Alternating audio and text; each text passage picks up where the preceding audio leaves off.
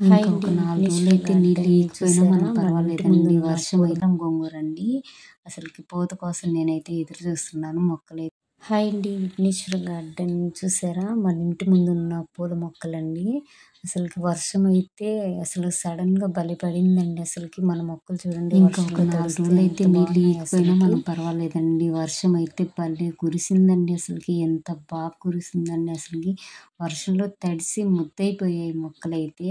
మొక్కలకే కాదండి, ఇట్లా మొక్కలు వర్షంలో తడుస్తూ ఉంటే చూడడం నాకు కూడా చాలా ఆనందంగా అనిపిస్తుంది. అసలు చూసారా ఎంత బాగున్నాయి అసలుకి. కొన్ని మొక్కలైతే కొంచెం డిలే అయ్యాయండి. వాటికి బలానికి ఏదో ఒకటి ఇచ్చుకోవాలి.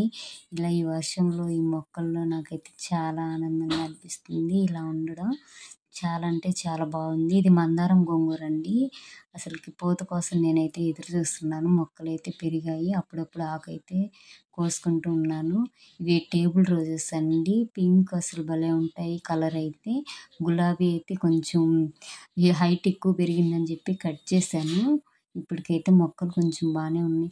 ఫ్రెండ్స్, ఎలా అనిపిస్తుంది మన వీడియోస్? నచ్చుతున్నాయా? నచ్చితే ఒక లైక్ చేయండి, షేర్ చేయండి. Bye friends.